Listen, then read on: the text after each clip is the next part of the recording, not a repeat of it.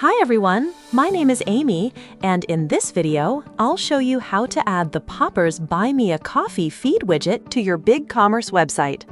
A Buy Me a Coffee feed widget lets you display your posts on your website so visitors can see your updates in one place. So let's get started. First, log into BigCommerce and go to the App Marketplace.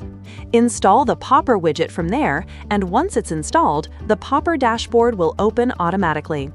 From the dashboard, click on Widgets, and then click Create New Widget.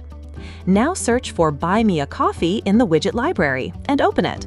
After that, choose a layout according to your preference. Once the widget editor opens, you'll see the preview on the right side and the settings on the left side.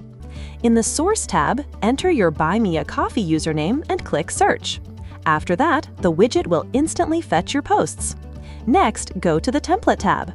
Here, you can change the feed title and enable or disable it. In the Header section, you can enable or disable the header and control the header elements. In Layout type, you can try different layout styles. Then go to the Post tab. In Action and Pop-up, you can choose either Open Pop-up or Open Buy Me a Coffee. Next, open the Style tab. Here, you can try different theme presets.